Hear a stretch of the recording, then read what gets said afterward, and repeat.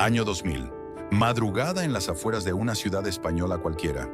El zumbido de las grúas y el sonido metálico de los taladros rompen el silencio de la noche. En lo alto de un enorme edificio de fachada blanca, un equipo de operarios desmonta, letra por letra, un gigantesco letrero azul y rojo. La enorme C mayúscula, que durante más de 2 décadas había sido un faro inconfundible para millones de consumidores, desciende lentamente hacia el asfalto. No hay cámaras de televisión, no hay discursos de despedida ni lágrimas públicas. Solo el frío y calculado proceso de borrar una identidad. ¿Qué estaban desmontando exactamente? No era el cadáver de una empresa en quiebra. Era Continente, el coloso del comercio minorista que había enseñado a toda España a llenar el carrito de la compra los sábados por la mañana. En su apogeo, sus inmensos pasillos fueron el escenario de la infancia de toda una generación.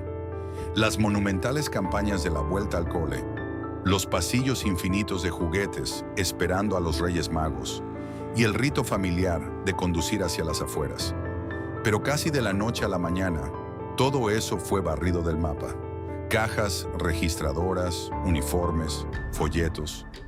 Todo desapareció, dejando a sus fieles clientes y empleados en estado de shock. ¿Cómo es posible que un imperio tan poderoso, rentable y profundamente arraigado en la cultura española sea borrado de un plumazo sin haber perdido un solo céntimo? ¿Cómo se ejecuta en silencio a un gigante que dominaba el mercado? Esta es la historia del hipermercado Continente en España. El relato de cómo una marca que revolucionó nuestra forma de consumir no murió por falta de clientes, sino que fue sacrificada en el altar de una guerra corporativa, engullida por su peor enemigo tras una firma en una sala de juntas en París. El año 1976 fue un punto de inflexión en la historia de España.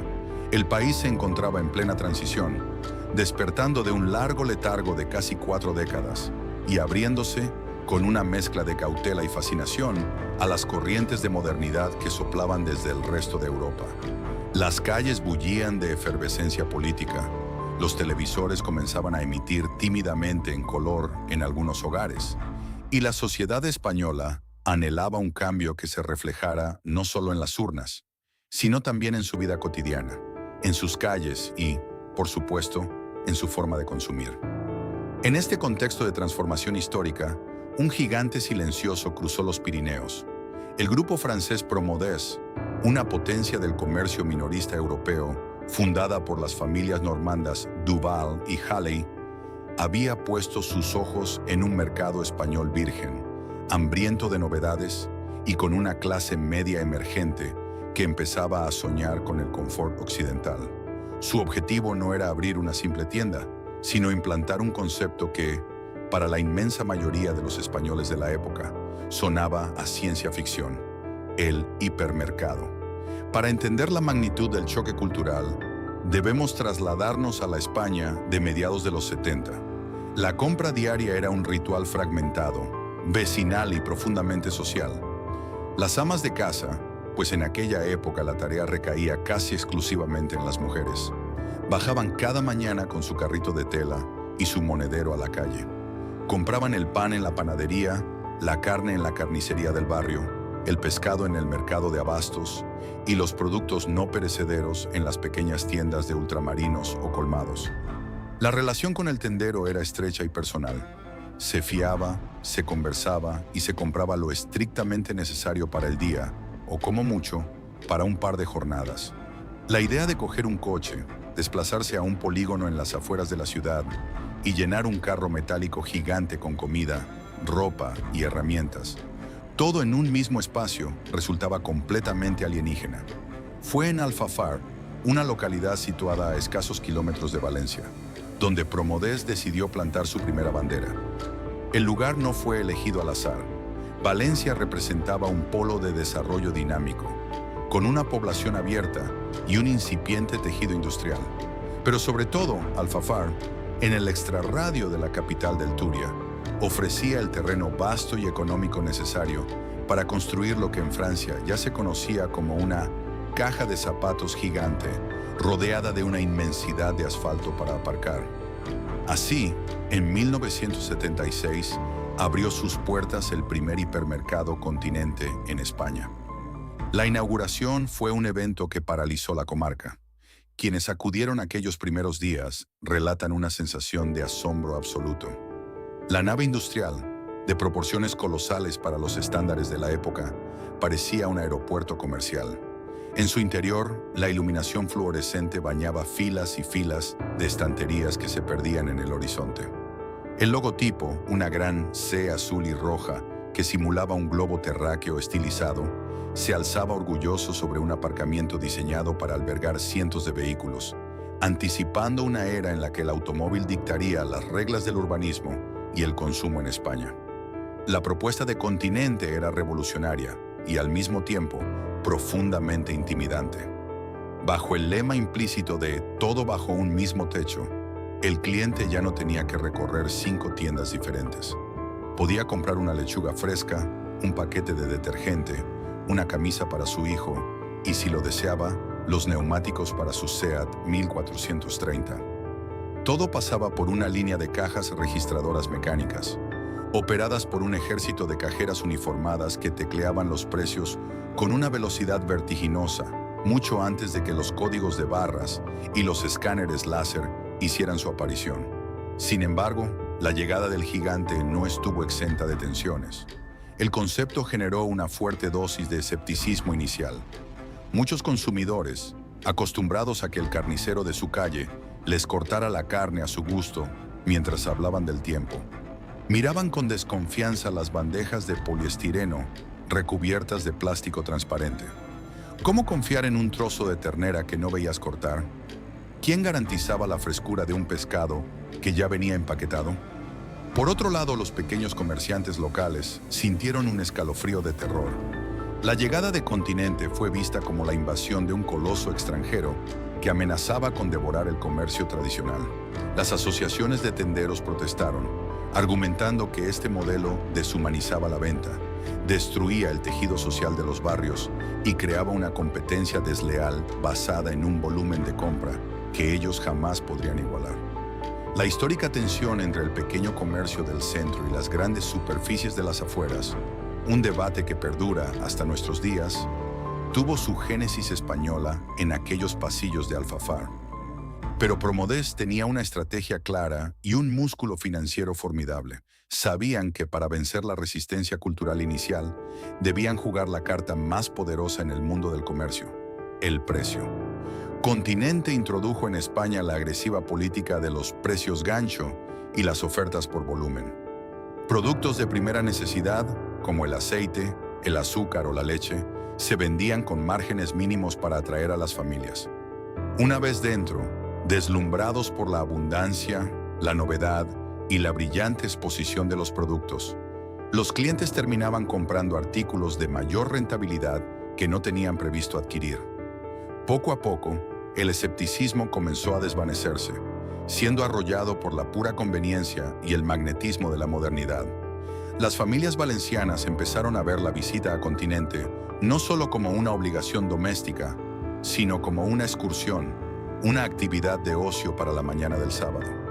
Los niños que antes se aburrían en las colas del mercado de abastos, ahora corrían fascinados por los inmensos pasillos de juguetes y papelería, mientras los padres descubrían la aparente eficiencia de concentrar toda la compra quincenal en un par de horas. El experimento de Alfafar fue un éxito rotundo. Demostró que el consumidor español estaba preparado e incluso ansioso por abrazar el modelo de consumo masivo que ya triunfaba en el resto de Occidente. Continente no solo había abierto una tienda, había inaugurado una nueva era en la cultura material de España. La semilla estaba plantada, el modelo validado, y el gigante azul y rojo se preparaba para extender sus raíces de asfalto y hormigón por toda la península ibérica. Lo que nadie podía imaginar en aquel prometedor 1976 era que la misma ambición desmedida que los llevaría a conquistar el país terminaría siendo el preámbulo de su propia y calculada desaparición. El éxito sin precedentes del hipermercado de Alfafar no fue un espejismo local, sino el detonante de una transformación profunda en la sociología del país. Continente no solo cambió dónde compraban los españoles, cambió cómo, cuándo y, lo más importante, ¿Por qué compraban? El protagonista silencioso y metálico de esta revolución tenía 4 ruedas, estaba fabricado con alambre trenzado y poseía una capacidad de carga que, para la época, resultaba descomunal: el carrito de la compra. Antes de la irrupción del hipermercado, el acto de abastecer la despensa era una labor fragmentada y de volumen reducido. Se compraba lo que se podía cargar a mano o en el pequeño carro de tela de 2 ruedas que las madres y abuelas arrastraban por las aceras del barrio. La llegada del carrito gigante de Continente supuso un cambio psicológico brutal. Su inmenso cajón vacío generaba, de forma inconsciente, una necesidad visual de ser llenado. Y Continente ofreció a los españoles un mundo inagotable de opciones para llenarlo.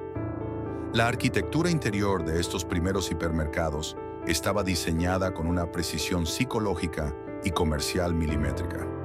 Al cruzar las puertas automáticas, el cliente era recibido por una explosión sensorial que contrastaba fuertemente con la sobriedad de las tiendas tradicionales.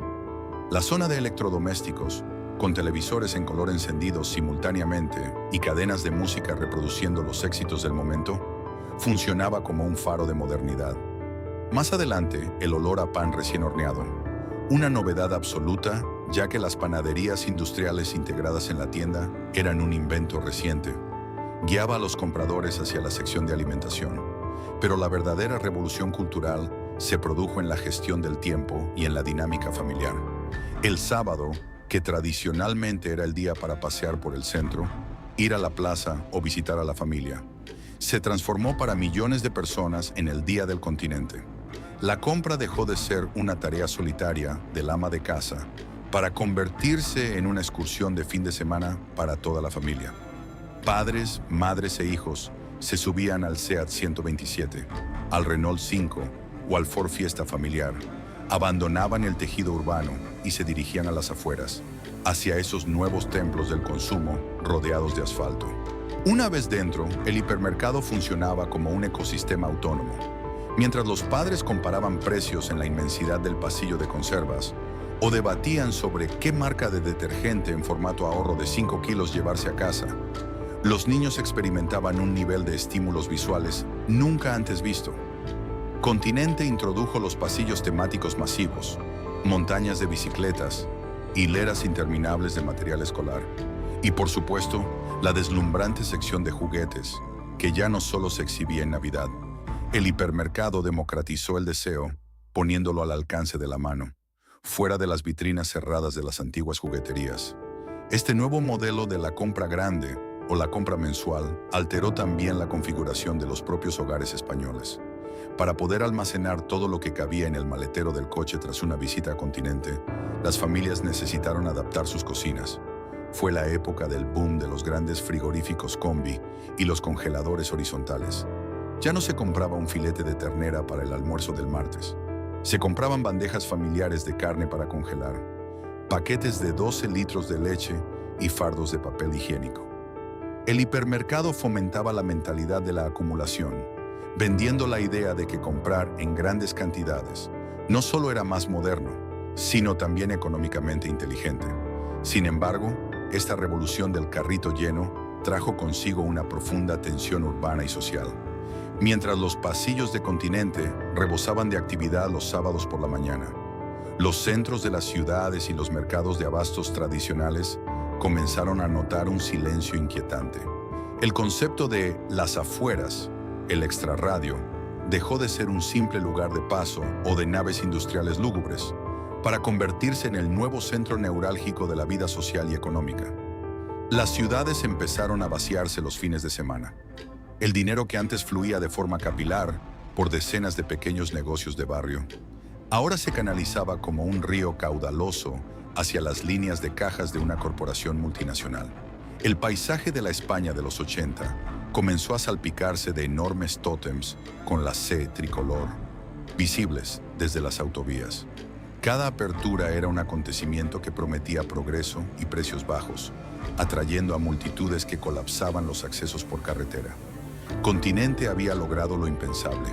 Había transformado una necesidad básica y rutinaria en una experiencia aspiracional. había convencido a toda una generación de que la abundancia, empaquetada en plástico y apilada en palés bajo luces de neón, era el verdadero rostro de la modernidad. Pero en la cima de su éxito, Continente no estaba solo. Mientras el gigante de Promodés saboreaba las mieles de haber cambiado los hábitos de consumo de todo un país, otro titán francés observaba, aprendía y preparaba su propia invasión. La España de los 80 estaba a punto de convertirse en el tablero de ajedrez de una guerra comercial sin cuartel. Mientras Continente saboreaba las mieles de su rápida expansión y celebraba haber introducido a la sociedad española en la modernidad del todo bajo un mismo techo, el horizonte comercial se oscurecía con la inminente llegada de una tormenta perfecta. Promodés, la matriz francesa de Continente, no era la única corporación que había detectado el inmenso potencial de una España en plena transición democrática y económica. Su archienemigo en el mercado galo, el todopoderoso Grupo Carrefour, también había cruzado los Pirineos, desatando una de las rivalidades empresariales más feroces, memorables y transformadoras en la historia del comercio minorista español. Para entender la magnitud de esta contienda, es necesario comprender la naturaleza de los contendientes. En Francia, las familias fundadoras de ambos grupos mantenían una competencia implacable, casi tribal. Cuando Carrefour decidió consolidar su presencia en España, a finales de los años 70 y principios de los 80, lo hizo bajo una marca diseñada específicamente para el mercado ibérico. Un acrónimo que pronto se grabaría a fuego en la memoria colectiva del país. PRICA, derivado de precio y calidad. A partir de ese momento, el mapa de España dejó de ser simplemente un territorio geográfico para convertirse en un tablero de ajedrez donde dos colosos franceses libraban una guerra sin cuartel por la supremacía del consumo familiar. La primera fase de esta gran guerra fue eminentemente territorial. A principios de los años 80, el objetivo no era robarle clientes al otro, sino conquistar antes que el rival los enclaves estratégicos que rodeaban a las principales ciudades españolas. Los equipos de expansión de Continente y PRICA peinaban el país a bordo de vehículos todoterreno y helicópteros, sobrevolando nudos de carreteras y terrenos baldíos en las afueras de Madrid, Barcelona, Valencia, Sevilla y Bilbao. Era una carrera contrarreloj para hacerse con los mejores metros cuadrados junto a las nuevas autovías y rondas de circunvalación que el Estado español estaba construyendo a un ritmo frenético. Si Continente anunciaba la apertura de un gigantesco hipermercado en el cinturón sur de Madrid, PRICA respondía en cuestión de meses inaugurando otro buque insignia a escasos kilómetros de distancia, visible desde la misma carretera. El paisaje periurbano de España se transformó en un escaparate de proporciones colosales, donde los tótems azules y rojos de Continente desafiaban a las imponentes estructuras de PRICA. Esta agresiva expansión física vino acompañada de una escalada logística sin precedentes. Continente entendió que no bastaba con tener la tienda más grande. Había que garantizar que sus pasillos nunca estuvieran vacíos. La compañía invirtió cifras astronómicas en desarrollar plataformas de distribución pioneras en la península, introduciendo sistemas informatizados de gestión de inventario que dejaban obsoletos los cuadernos de contabilidad del comercio tradicional. Sin embargo, la verdadera batalla, la que se libraba en las mentes y en los bolsillos de los españoles, estaba a punto de desatarse no en las autopistas, sino en los buzones de millones de hogares. Con las posiciones territoriales establecidas, la contienda entró en su fase más agresiva, la guerra psicológica y de marketing. A lo largo de la década de los 80 y los 90, la sociedad española se dividió de manera casi tribal. Al igual que ocurría en el fútbol, con el Real Madrid y el Barcelona, en el ámbito del consumo familiar, las familias se definían por su lealtad. ¿Eras de Continente o eras de PRICA? El arma principal de destrucción masiva en esta guerra comercial fue un objeto aparentemente inofensivo: el folleto promocional. El buzoneo masivo se convirtió en una ciencia de precisión. Cada semana los buzones de las ciudades españolas se inundaban con catálogos a todo color, impresos en papel brillante, que dictaban la agenda de compras del fin de semana. Estos folletos no eran meros listados de productos, eran manifiestos de poderío donde cada céntimo importaba. La guerra de precios alcanzó niveles de hostilidad que el comercio español jamás había presenciado. Si el catálogo de Pryca anunciaba el litro de aceite de girasol con una rebaja de 5 pesetas, los directores de las tiendas Continente recibían faxes de madrugada con instrucciones tajantes para rebajar el mismo producto 7 pesetas antes de abrir las puertas a las 10 de la mañana. Los productos gancho, artículos de primerísima necesidad, como la leche, el azúcar, los pañales o el detergente, se vendían a menudo a precio de coste o incluso asumiendo pérdidas, lo que en el argot se conoce como loss leaders, con el único objetivo de atraer a las familias hacia el hipermercado. El interior de las tiendas se transformó en un teatro de operaciones diseñado para la confrontación directa. Continente perfeccionó el arte de la cabecera de góndola. Esas enormes exhibiciones de productos en los extremos de los pasillos, diseñadas para interrumpir el paso del cliente y generar compras impulsivas. Inventaron las promociones de 3x2 y los días sin IVA de forma rudimentaria, obligando a su archienemigo a contraatacar con promociones aún más agresivas, como regalar vajillas, sartenes o puntos canjeables por viajes. En medio de este fuego cruzado, nació un fenómeno que cambiaría el retail para siempre: la marca blanca. Para proteger sus márgenes frente a la sangría de los descuentos en marcas de fabricante, Continente lanzó la línea Productos Continente, artículos con un empaquetado austero, pero con una calidad que rivalizaba con los líderes del mercado, a una fracción del precio. Era un desafío directo al status quo de la industria alimentaria española. Los consumidores, inicialmente reticentes a comprar un yogur que no fuera de su marca habitual, pronto cedieron ante el ahorro evidente en el ticket final. Esta encarnizada competencia empujó a Continente a buscar la excelencia operativa y a innovar constantemente para no perder el favor de su clientela. Se instalaron las primeras tarjetas de fidelidad, se ampliaron los horarios hasta límites insospechados para la época y se transformaron las áreas de electrodomésticos en verdaderos centros de entretenimiento tecnológico. Para el consumidor español, esta guerra fue una época dorada. Se beneficiaron de precios sistemáticamente bajos, de una variedad de productos nunca antes vista y de un nivel de servicio impulsado por la pura necesidad corporativa de supervivencia. Continente no solo estaba construyendo un negocio, estaba forjando, a golpe de rebajas y folletos a todo color, la nueva cultura material de un país que se preparaba para entrar triunfalmente en los dorados años 90. Pero el desgaste interno de esta contienda constante y el coste millonario de mantener el pulso comercial empezarían a preparar el terreno para un desenlace que, a mediados de los 80, habría parecido la trama de una novela de ciencia ficción empresarial. La década de los 90 amaneció en España con un aura de optimismo desbordante. El año 1992, con los Juegos Olímpicos de Barcelona y la Exposición Universal de Sevilla, proyectó al mundo la imagen de un país moderno, vibrante y definitivamente integrado en la economía europea. En este clima de euforia económica y social, Continente dejó de ser simplemente una cadena de hipermercados exitosa para convertirse en una verdadera institución cultural, consolidándose como el epicentro absoluto de la vida familiar y del consumo masivo. Si los años 80 fueron la etapa de la introducción, la educación del consumidor y la batalla inicial por el territorio, los 90 representaron la madurez triunfal del modelo. Continente se incrustó en el calendario emocional de las familias españolas a través de campañas de marketing que, hoy en día, siguen vivas en la nostalgia de toda una generación. Ninguna de estas acciones comerciales ilustra mejor su poder de convocatoria que la monumental campaña de la Vuelta al Cole. A finales de agosto, cuando el calor estival comenzaba a dar una ligera tregua, los inmensos hipermercados sufrían una metamorfosis espectacular.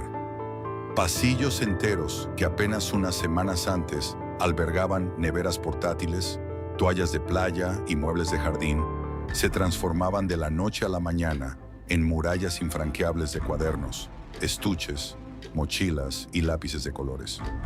Para un niño español de la época, la visita a Continente para comprar el material escolar no era un simple recado doméstico, era un rito de iniciación ineludible, la antesala oficial del nuevo curso.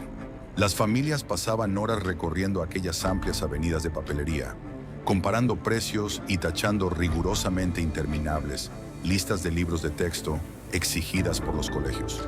Mientras tanto, por la incesante megafonía del centro se anunciaban ofertas relámpago que desataban pequeñas avalanchas de padres apresurados hacia los palés repletos de folios o bolígrafos azules.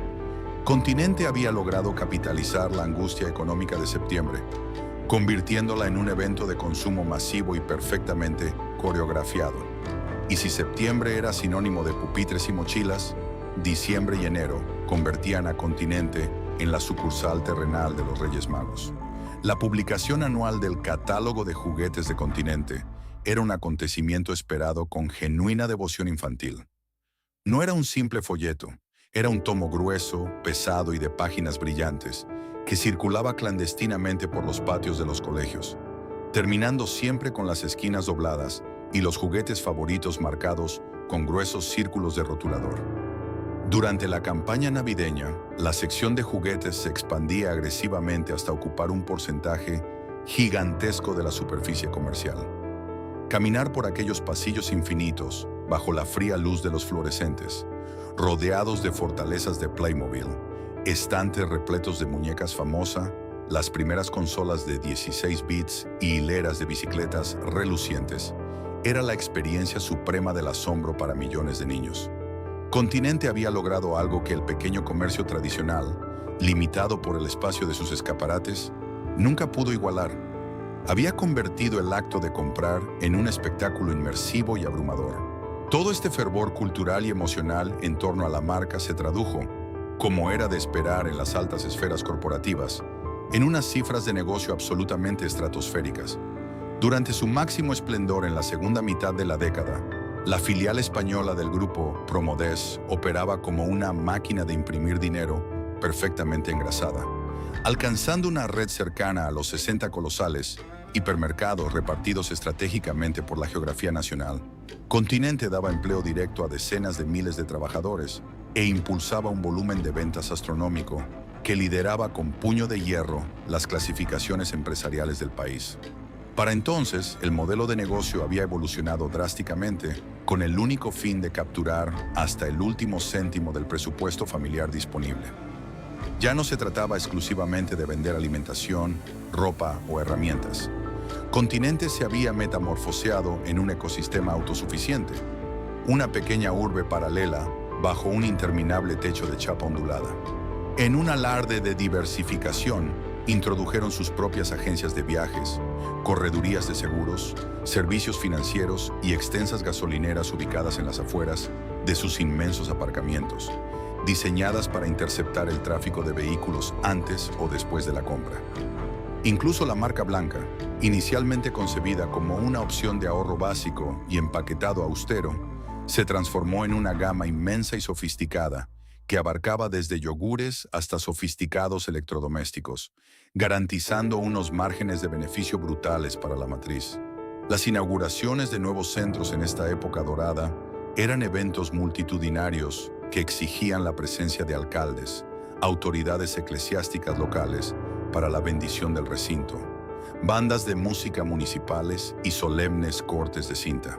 Para un municipio, lograr que Continente se instalara en su polígono industrial era la garantía definitiva de progreso, modernidad, creación de empleo masivo y, por supuesto, una jugosa recaudación de impuestos.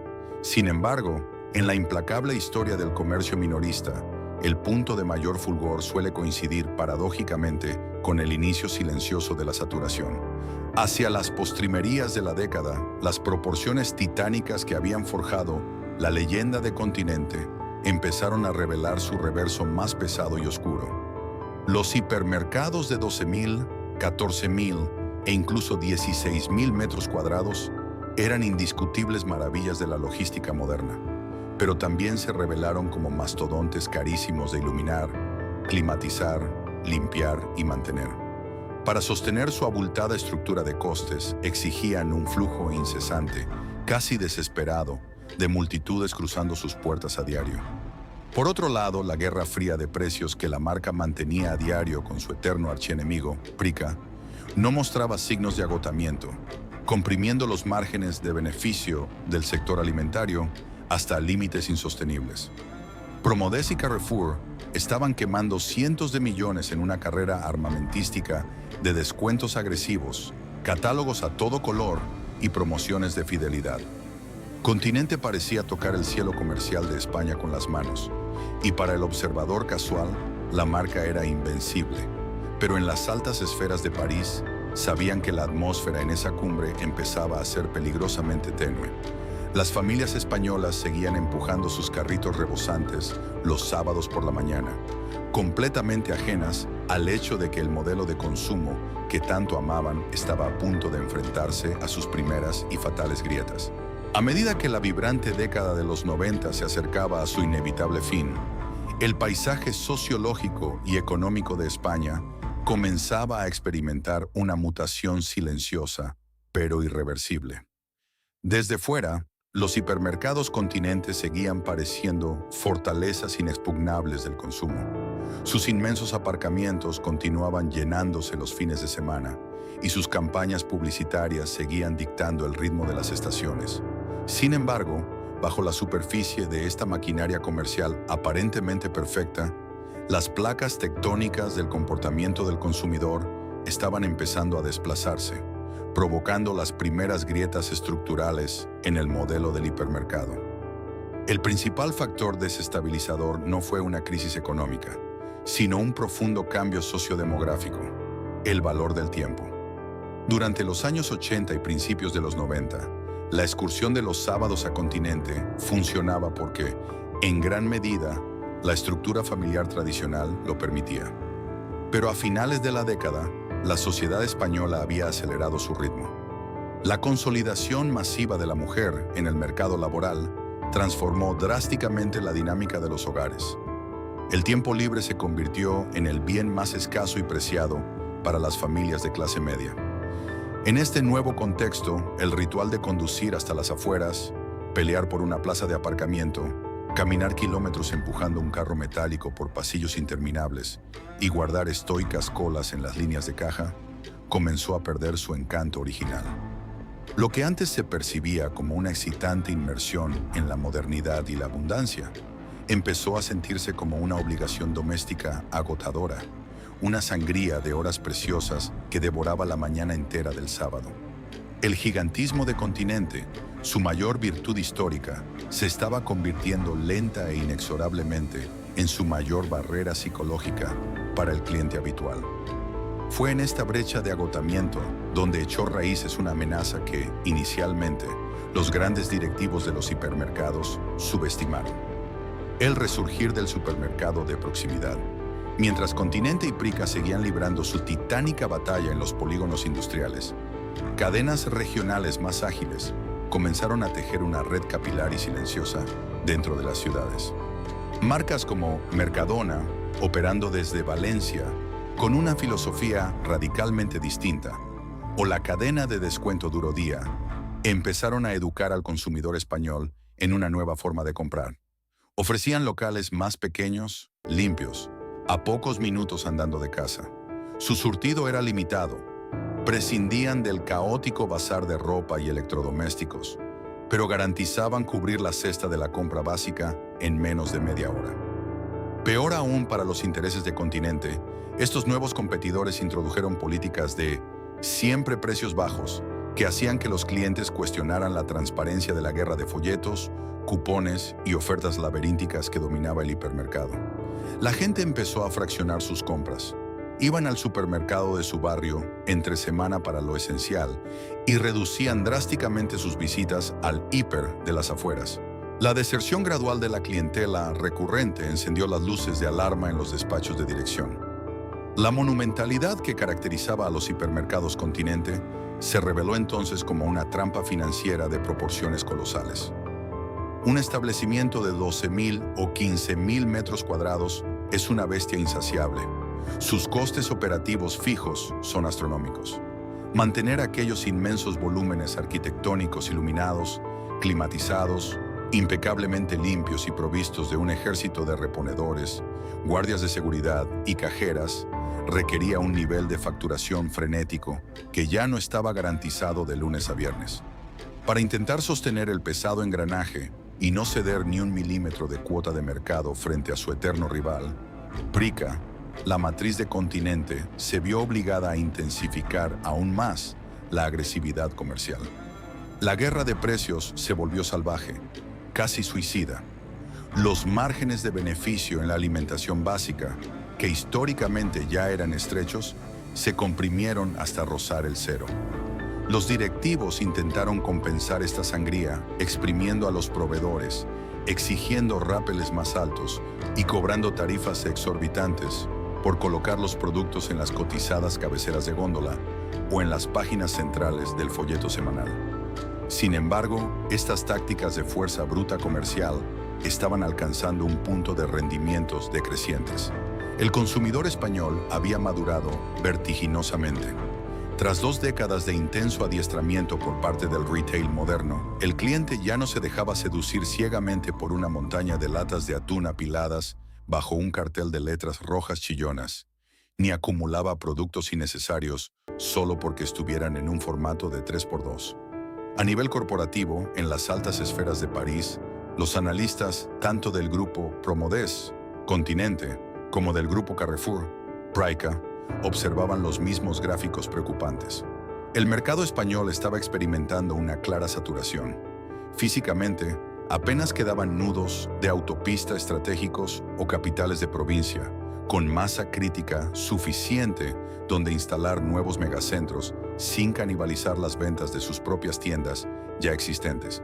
El modelo de crecimiento expansivo ininterrumpido, que había justificado las valoraciones bursátiles de ambas compañías, había tocado techo. La Guerra Fría del retail ibérico había llevado a los 2 ejércitos franceses a un estado de agotamiento mutuo. Estaban quemando ingentes cantidades de capital para robarse mutuamente unos pocos miles de clientes cada mes, mientras flanqueaban sus posiciones ante competidores de barrio que no paraban de crecer. En las salas de juntas de París, una idea impensable comenzó a tomar forma. Si el mercado ya no podía crecer más y destruirse mutuamente era un suicidio financiero, solo quedaba una salida que requeriría sacrificar identidades, borrar letreros y alterar para siempre el paisaje comercial europeo. El terremoto corporativo estaba a punto de desatarse. El 30 de agosto de 1999 era un lunes caluroso y aparentemente rutinario, de esos en los que Europa entera parece seguir aletargada por los últimos estertores de las vacaciones de verano.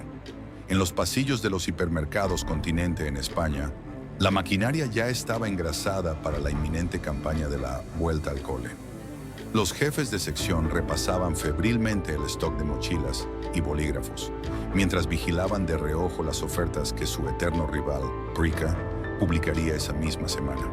Todo discurría con la agresividad comercial habitual de las últimas 2 décadas. Sin embargo, a miles de kilómetros de allí, en los opulentos salones de un hotel en París, se estaba gestando un seísmo corporativo que haría saltar por los aires el tablero de juego del retail europeo y español. Para comprender la magnitud del evento, hay que alejar el foco de la península ibérica y observar el mapa global a finales de los 90. El mundo empresarial estaba siendo sacudido por la fiebre de la globalización y las megafusiones. En el sector de la distribución, un fantasma recorría los consejos de administración de Europa: el miedo cerval a Walmart. El gigante estadounidense, con un músculo financiero casi infinito, había cruzado el Atlántico y acababa de comprar la cadena Asda en el Reino Unido. De repente, las poderosas familias francesas que dominaban el comercio minorista europeo se sintieron pequeñas y vulnerables ante la inminente invasión americana. Bajo este clima de paranoia corporativa, los directivos de Promodés, la matriz de Continente, controlada por la familia Halley, y de Carrefour, la matriz de Prica, controlada por las familias Defry y Fournier, se sentaron a negociar en el más absoluto y estricto de los secretos. Durante meses, bajo nombres en clave y en reuniones clandestinas, celebradas los fines de semana en hoteles de lujo, los 2 archienemigos históricos del comercio francés buscaron un acuerdo de supervivencia. La lógica financiera era aplastante. En lugar de seguir desangrándose en guerras de precios absurdas en Francia, España y Brasil, debían unir sus fuerzas para crear un campeón nacional y europeo capaz de mirar de tú a los Titanes de Arkansas. Aquel 30 de agosto, la noticia estalló en los teletipos de todo el mundo y las bolsas europeas reaccionaron con euforia. Paul Louis Halley y Daniel Bernard comparecieron ante la prensa internacional para anunciar la fusión entre iguales. De la noche a la mañana, con la firma de un documento, acababa de nacer el segundo grupo de distribución más grande del planeta y el líder indiscutible en Europa, con una facturación combinada astronómica, casi 9,000 tiendas en todo el mundo y cerca de 250,000 de empleados. La prensa económica internacional alabó la jugada como una obra maestra de la estrategia empresarial. Era la unión perfecta, una sinergia de manual. Pero mientras en París descorchaban champán y los accionistas veían cómo sus carteras se revalorizaban en cuestión de horas, en España, la onda expansiva de la noticia provocó un estado de shock absoluto. Porque en Francia, las empresas podían ser rivales cordiales, pero en España, Continente y Prica llevaban 20 años librando una guerra comercial descarnada, visceral y profundamente emocional. La reacción en las sedes corporativas de Madrid de ambas compañías fue de auténtica incredulidad. Para un directivo o un jefe de tienda de Continente, Prica no era simplemente otra empresa del sector, era el enemigo. Durante décadas, la cultura corporativa de Continente se había forjado en la hostilidad directa hacia su rival. A los empleados se les había adiestrado para ganar cada milímetro de cuota de mercado con sudor y agresividad. Había espionaje industrial a nivel de calle. Directores de Continente se infiltraban de incógnito en los pasillos de Prica para anotar precios de madrugada y viceversa. Habían robado talento, saboteado promociones y luchado en los tribunales por licencias de apertura. Y de repente, a través de un fax frío e impersonal enviado desde París, se les comunicaba que ese enemigo jurado era ahora su hermano corporativo. La desorientación psicológica fue brutal. ¿Cómo se le dice a un ejército que lleva 20 años en las trincheras que a partir de mañana debe compartir cantimplora y trinchera con el bando contrario? Las anécdotas de aquellas primeras semanas post-fusión en España rozan el surrealismo corporativo. Se organizaron reuniones de integración donde directores regionales de Continente y Prica, que literalmente llevaban años sin dirigirse la palabra a pesar de gestionar hipermercados separados por apenas 2 kilómetros de autovía, tuvieron que sentarse en la misma mesa a compartir cifras de ventas, márgenes de beneficio y estrategias confidenciales. La desconfianza era palpable y el choque de culturas empresariales inevitable. Continente operaba bajo el modelo de Promodes, que tradicionalmente otorgaba mucha independencia a los directores de tienda para adaptar las ofertas al mercado local. Carrefour, por el contrario, imponía un modelo mucho más centralizado, dogmático y vertical. A nivel de mercado, la fusión generó un auténtico pánico entre los proveedores españoles. Ganaderos, agricultores y fabricantes de bienes de consumo vieron con terror cómo sus dos mayores clientes, que antes competían por comprarles, se convertían en un monopolio de compra con un poder de negociación aplastante. Si la nueva entidad fusionada decidía que un producto no entraba en sus lineales, ese producto prácticamente desaparecía del mercado nacional.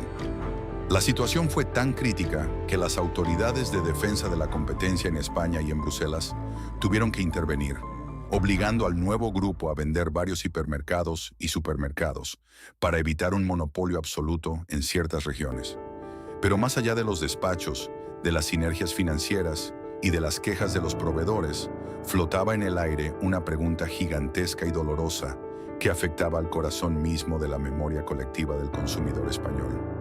El nuevo grupo, tras la fusión, se encontraba con una duplicidad absurda. En España poseían casi 120 hipermercados gigantescos, la mitad operando bajo la bandera de la C tricolor de Continente y la otra mitad bajo la mítica fachada de Prica. Mantener ambas marcas, con sus respectivas agencias de publicidad, folletos independientes y equipos de marketing separados, carecía de todo sentido financiero y anulaba el propósito mismo de la fusión. Era evidente que uno de los dos nombres, o quizás ambos, debía desaparecer. Las familias españolas, que hasta entonces se habían dividido orgullosamente entre ser de Continente o ser de Prica, asistían atónitas al prólogo de una ejecución corporativa. El gigante acababa de nacer, pero para caminar necesitaba sacrificar a uno de sus hijos en el altar del rebranding. Tras la euforia financiera del anuncio de la fusión entre Promodés y Carrefour en el otoño de 1999, una calma tensa y premonitoria se instaló en las oficinas centrales de Continente en Madrid. El mercado, los accionistas y los analistas bursátiles aplaudían la creación del segundo mayor gigante mundial de la distribución. Pero en las trincheras del retail español, una pregunta colosal flotaba en el ambiente, exigiendo una respuesta inmediata. ¿Qué iba a pasar con las marcas? En España, la situación era absolutamente excepcional dentro del mapa europeo. La nueva entidad corporativa se encontraba gestionando dos redes de hipermercados titánicas, Continente y Prica, que juntas sumaban casi 120 centros y controlaban de manera aplastante el mercado de las grandes superficies. Mantener ambos nombres operativos carecía de toda lógica empresarial. Implicaba duplicar costes en agencias de publicidad, diseñar dos folletos promocionales distintos cada semana, sostener dos líneas de marca blanca diferentes y gestionar presupuestos de marketing paralelos. La cacareada fusión solo tendría sentido financiero si se unificaban las estructuras, y eso pasaba ineludiblemente por unificar la identidad de cara al público. En los despachos de París, donde se tomaban las decisiones de la recién nacida corporación conjunta, se barajaron tres opciones. La primera era crear una marca completamente nueva para España, pero desecharon la idea rápidamente. El coste de construir desde cero el reconocimiento público que ya tenían Continente y Prica costaría cientos de millones de euros y años de esfuerzo. La segunda opción era mantener el nombre del hipermercado más fuerte en cada región, pero eso destruiría el poder de negociación publicitaria a nivel nacional. La tercera opción, respaldada por la cúpula directiva de la antigua matriz de Prica, que había absorbido el control efectivo de la fusión, era la más drástica, la más fría y, en última instancia, la elegida, la globalización absoluta. La decisión fue tajante. Ni Continente ni Prica sobrevivirían. Toda la red mundial de hipermercados del grupo operaría bajo una única y todopoderosa enseña, Carrefour, que en francés significa cruce de caminos. El icónico logotipo de la alabarda roja y azul se impondría desde París hasta Pekín, pasando por Sevilla y Valencia. Para Continente, esta resolución fue el equivalente a una sentencia de muerte dictada en su momento de mayor éxito. No estamos hablando de una empresa en quiebra, ni de un modelo de negocio fallido que cierra porque los clientes le han dado la espalda. Continente era inmensamente rentable. Sus tiendas funcionaban, sus marcas propias eran veneradas en millones de hogares, y su rentabilidad por metro cuadrado era la envidia del sector. Sin embargo, su erradicación no tenía nada que ver con el rendimiento. Era una simple cuestión de arquitectura de marcas a nivel global. El gigante azul y rojo iba a ser sacrificado, con precisión quirúrgica, en el altar de la eficiencia corporativa. Con la sentencia firmada en Francia, el año 2000 marcó el inicio de la operación de borrado comercial y psicológico más ambiciosa y compleja jamás ejecutada en la historia empresarial de España. Borrar de la mente de 40 millones de españoles dos marcas que habían definido su forma de consumir durante más de 20 años requería una transición calculada al milímetro para evitar el pánico de los consumidores y una posible fuga masiva hacia la competencia. La estrategia de transición, bautizada internamente como el proyecto de convergencia, arrancó con una campaña de marketing colosal, de un coste estratosférico. De repente, los periódicos nacionales, las radios y las cadenas de televisión se inundaron de anuncios que preparaban a la población para el impacto. El eslogan era pedagógico y conciliador, diseñado para transmitir tranquilidad. Continente y Prica se unen para ser Carrefour. A nivel operativo, el proceso fue una pesadilla logística. Durante varios meses del año 2000, los hipermercados Continente entraron en un estado de metamorfosis híbrida y confusa. Los clientes habituales, al acudir a hacer su compra del sábado, comenzaron a notar que algo fundamental estaba cambiando en su tienda de siempre. Primero, desaparecieron sutilmente los adorados productos Continente, siendo reemplazados en las estanterías por envases blancos con el logo de Carrefour. Las clásicas tarjetas de fidelidad dejaron de emitirse. Los folletos semanales adoptaron una nueva tipografía y un diseño unificado. Para los miles de empleados de Continente, el proceso de rebranding fue especialmente doloroso. Se trataba de un luto silencioso por una cultura de empresa que desaparecía. A los cajeros, reponedores y jefes de sección se les convocó a reuniones informativas donde se les explicó la nueva filosofía de trabajo centralizada. Tuvieron que entregar sus antiguos uniformes, aquellos con los que muchos llevaban trabajando más de una década, para enfundarse en los nuevos polares y chalecos de Carrefour.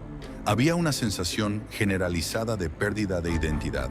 Sentían que no se trataba de una fusión entre iguales, sino de una auténtica absorción, una conquista donde la cultura organizativa de Prica Carrefour terminaba imponiéndose sobre la autonomía que históricamente había caracterizado a Continente.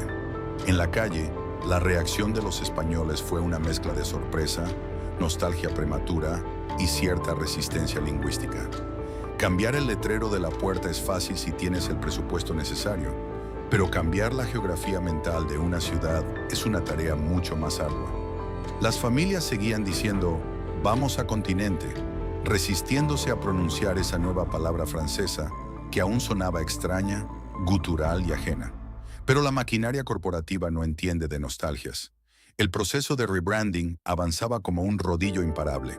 Para el otoño del año 2000, la fase de educación pública había terminado. Llegaba el momento crítico, el acto final de la ejecución corporativa.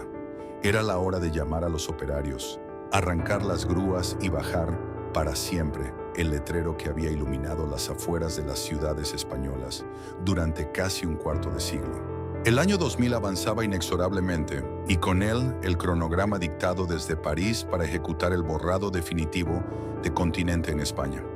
A diferencia de las tragedias empresariales habituales, donde el cierre de una compañía viene precedido por estanterías vacías, huelgas, despidos masivos, impagos y desoladores carteles de liquidación por quiebra, la agonía de Continente fue de una pulcritud corporativa casi perturbadora.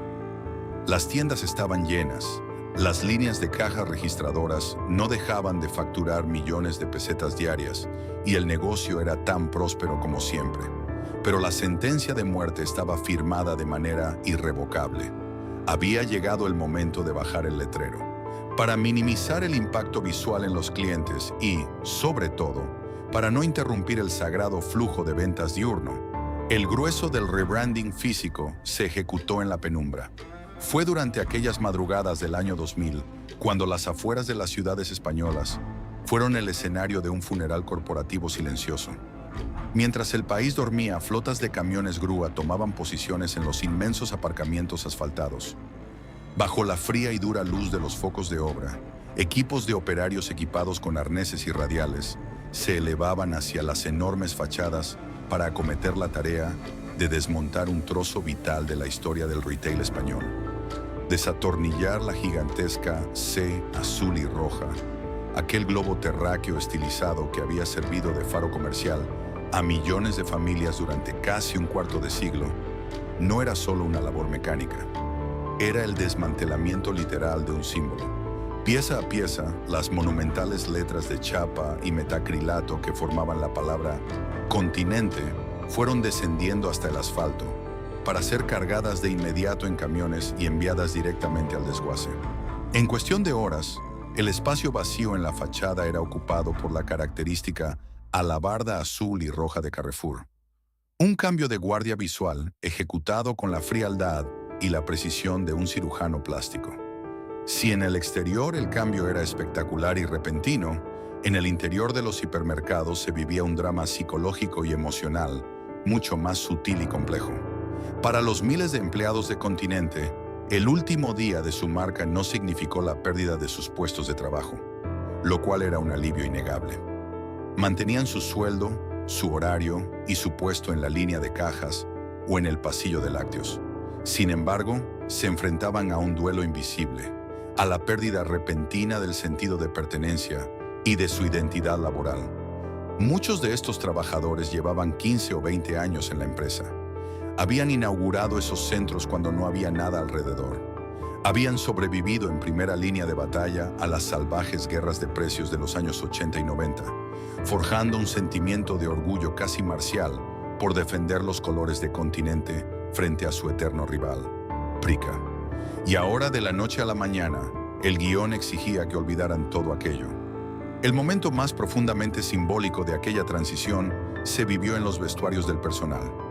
Dejar la antigua bata o el polo con el logo de Continente en una caja de cartón para enfundarse de forma obligatoria, el nuevo uniforme de Carrefour fue, para incontables empleados veteranos, un trago tremendamente amargo. Era claudicar. Era aceptar físicamente que, a pesar de los años de lealtad y liderazgo en el mercado, habían sido asimilados y conquistados por la cultura de su peor adversario. Para el consumidor español, la transición final fue un enorme ejercicio de disonancia cognitiva. Las familias que acudieron a hacer su gran compra quincenal del sábado se encontraron cruzando las mismas puertas automáticas de siempre, recorriendo los mismos pasillos anchos y siendo atendidas por las mismas cajeras de su barrio. Pero todo el ecosistema visual y sonoro había sido hackeado. Los tickets de caja ya no imprimían el nombre familiar. Las resistentes bolsas de plástico, que durante décadas habían servido como improvisados sacos de basura o para transportar ropa en casi todos los hogares de España, lucían ahora un logotipo extraño e impostado. Hasta la voz de la megafonía parecía haber cambiado su tono, anunciando ofertas bajo una bandera extranjera. La desaparición física de Continente demostró una verdad cruda, fascinante y a menudo olvidada sobre el capitalismo moderno y la cultura de consumo. Ninguna marca, por muy profundamente arraigada, exitosa o rentable que sea, es intocable. La lealtad inquebrantable de millones de clientes y el peso histórico en la memoria colectiva de un país entero no valen absolutamente nada cuando chocan con la fría estrategia global de un consejo de administración a 1000 kilómetros de distancia. Continente no murió de inanición comercial ni fue abandonada por sus compradores. Fue sacrificada en la cima absoluta de su éxito comercial simplemente porque su nombre ya no encajaba en la macro hoja de cálculo de una corporación multinacional. Cuando amaneció tras aquella última noche de trabajos de fachada, el sol iluminó un paisaje comercial completamente nuevo y unificado en España. Los inmensos edificios rectangulares seguían allí, firmes en los polígonos industriales y junto a las rondas de circunvalación, pero el espíritu pionero que los había animado se había evaporado para siempre en la madrugada. El titán que cruzó los Pirineos en 1976 para enseñar a toda una generación de españoles a comprar con el carrito lleno, acababa de convertirse oficialmente en un fantasma. Dejaba tras de sí la creación de un imperio hegemónico para Carrefour, pero también una profunda cicatriz emocional y sociológica en la memoria colectiva del país. Un vacío que tardaría muchos años en borrarse del todo.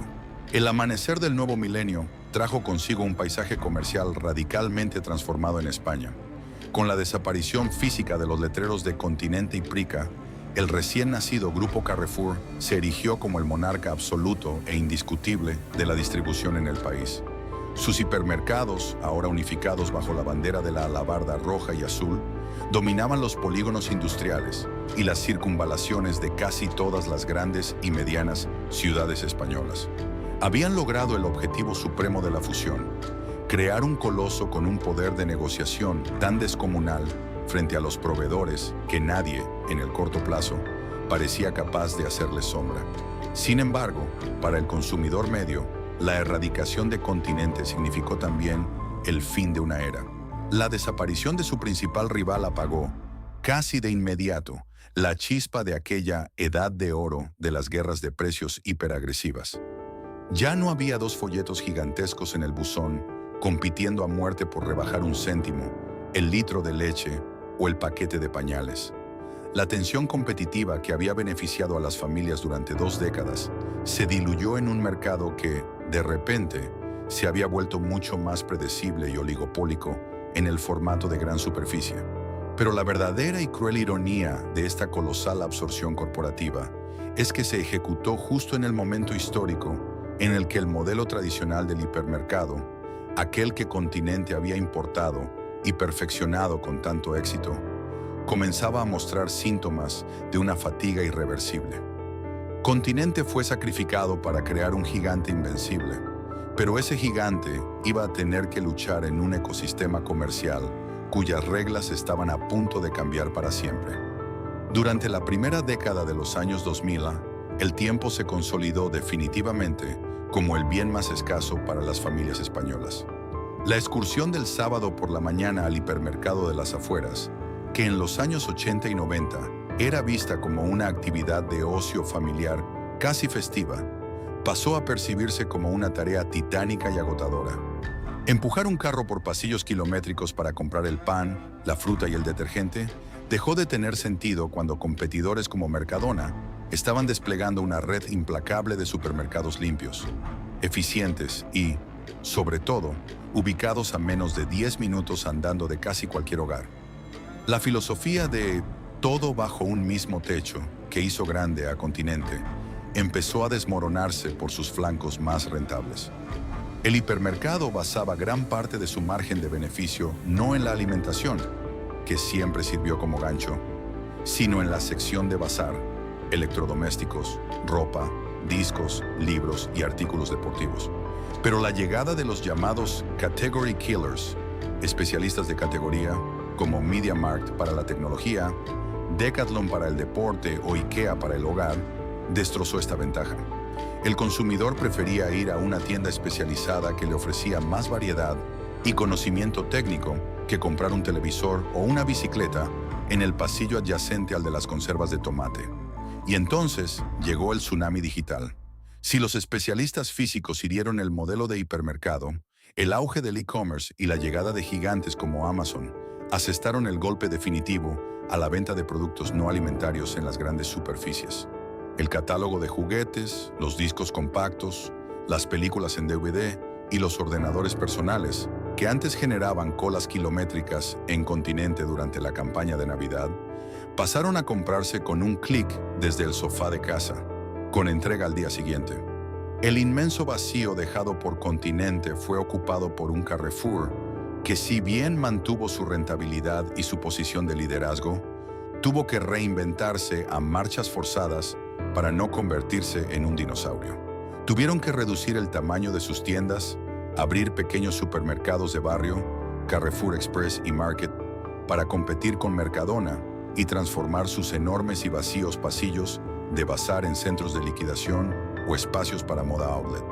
El sacrificio de Continente aseguró la supervivencia financiera de su matriz en el siglo XXI, permitiéndole resistir la brutal transformación del retail mundial. Pero al mismo tiempo, el borrado de la marca cerró para siempre la etapa más gloriosa, expansiva y culturalmente dominante de las grandes superficies en España.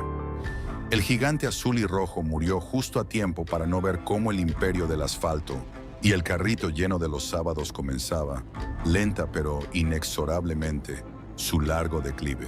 Han pasado más de 2 décadas desde que la última letra roja y azul fue desatornillada de las fachadas españolas, pero el fantasma de Continente sigue asomándose, obstinado en las conversaciones cotidianas. En la memoria colectiva de un país, la inercia es una fuerza poderosa. Hoy en día, no es extraño escuchar a padres, madres o abuelos decirle a sus hijos: vamos a hacer la compra al Continente, cuando en realidad llevan 20 años cruzando las puertas automáticas de un Carrefour. Ese persistente lapsus lingüístico no es un simple error de memoria. Es la prueba irrefutable del inmenso impacto cultural que la marca dejó incrustado en la sociedad española. Continente no era solo un lugar físico. Para toda una generación fue la definición misma del hipermercado. El legado empresarial de esta colosal absorción corporativa se estudia hoy en las escuelas de negocios como un ejemplo fascinante sobre la arquitectura de marcas y los riesgos ocultos en las fusiones. El rebranding masivo unificado bajo el paraguas de Carrefour logró sin duda la ansiada eficiencia operativa y consolidó un imperio logístico innegable, pero sacrificó por el camino un capital emocional incalculable. Este caso demostró que, en el despiadado mundo del comercio minorista, las hojas de cálculo pueden dictar la viabilidad financiera de una operación, pero son los afectos, las rutinas familiares y los recuerdos infantiles los que construyen la verdadera lealtad hacia una enseña. Al borrar Continente del mapa, el grupo ganó escala global, pero entregó voluntariamente una gran parte de su arraigo emocional en España. Existe además una maravillosa ironía geográfica en esta historia, un peculiar giro del destino que añade un matiz casi mágico al relato. Si un ciudadano español nostálgico conduce hacia el oeste y cruza la frontera con Portugal, experimentará la extraña y vívida sensación de haber viajado en el tiempo. Allí, en el país vecino, la marca Continente no solo sigue existiendo, sino que es el líder absoluto, moderno y pujante del mercado de la distribución. Esto fue posible porque, en sus inicios en el mercado luso, la matriz francesa Promodés operó a través de una alianza estratégica con el poderoso grupo local Sonae. Tras la fusión global con Carrefour en el año 2000, Sonae compró la participación de sus socios franceses y retuvo los derechos exclusivos del nombre, el logotipo y la identidad visual para el territorio portugués. Visitar un hipermercado en Lisboa o en Oporto en la actualidad, caminar bajo esa inconfundible C roja y azul que sigue coronando los inmensos pasillos, es asomarse a un universo paralelo. Es el único lugar donde el gigante nunca fue sacrificado, donde la ejecución corporativa nunca llegó a firmarse. En España, sin embargo, el veredicto fue definitivo y la transformación irreversible. Las inmensas naves de chapa ondulada y hormigón que Continente levantó con ambición pionera en los años 70, 80 y 90 siguen en pie, observando el incesante y acelerado flujo de vehículos en las circunvalaciones. Han cambiado de color, de bandera y de filosofía, adaptándose a un siglo XXI, definido por la fría inmediatez del algoritmo, los clics en la pantalla del teléfono y el reparto a domicilio. Pero para millones de españoles, aquellos inmensos pasillos, hoy rediseñados y ajenos, siempre esconderán un mapa invisible. Un territorio mágico donde aún resuenan los ecos de las gigantescas exposiciones de juguetes esperando a los Reyes Magos. El olor inconfundible a papelería nueva en septiembre y el sonido ilusionante del motor familiar arrancando un sábado por la mañana. Continente fue borrado de las fachadas, de los tickets de caja y de los registros mercantiles, es cierto, pero al hacerlo, la marca conquistó el único refugio donde las decisiones de París no tienen jurisdicción: la inquebrantable memoria sentimental de todo un país. La historia de Continente nos enseña una lección fundamental sobre la naturaleza implacable del corporativismo moderno. El éxito absoluto no es garantía de supervivencia. No estamos hablando de una empresa que fracasó por no saber adaptarse a los tiempos, ni de un gigante que se derrumbó bajo el peso de sus propias deudas o el abandono de sus clientes. Continente era una máquina perfectamente engrasada, un líder indiscutible que dominaba el mercado y el corazón de los consumidores. Sin embargo, fue borrada de un plumazo porque, en el inmenso tablero del comercio global, las marcas son, a veces, simples peones sacrificables en la búsqueda de la máxima eficiencia operativa. Pero más allá de las hojas de cálculo, las fusiones millonarias y las sinergias corporativas, la desaparición de Continente nos recuerda que el retail, el comercio minorista, es mucho más que una simple transacción. Las tiendas donde compramos moldean nuestra rutina, dibujan nuestra geografía urbana y, en última instancia, construyen nuestra memoria familiar. Para millones de españoles, Continente no era solo un gigantesco edificio de chapa y hormigón en las afueras. Era el sagrado ritual del sábado por la mañana, la ilusión desbordante en los pasillos de la vuelta al cole y las interminables cartas a los Reyes Magos escritas con devoción sobre un catálogo de páginas brillantes. Cuando una marca logra arraigarse de manera tan profunda en la cultura material y sentimental de un país, su nombre trasciende el plano puramente empresarial. Carrefour bajó el letrero hace más de 2 décadas, unificando su imperio y ganando la gran batalla logística de Europa, pero jamás pudo erradicar por completo la enorme herencia emocional que su predecesor dejó en las familias españolas. Las empresas se fusionan, los logotipos cambian de color y los hipermercados se transforman para sobrevivir. Pero los recuerdos de aquellos carritos llenos de los años 80 y 90 siguen vivos, intactos en la nostalgia colectiva de toda una generación. Si tú también fuiste de los que acompañaba a sus padres a hacer la gran compra del mes al continente, o si conservas alguna anécdota especial de aquellos inmensos pasillos, déjanos tu recuerdo en la caja de comentarios. Tu memoria es parte de la historia de este país. No olvides suscribirte al canal, darle a me gusta y compartir este documental para que juntos sigamos rescatando la historia de aquellas marcas que nos vieron crecer. Nos vemos en el próximo video.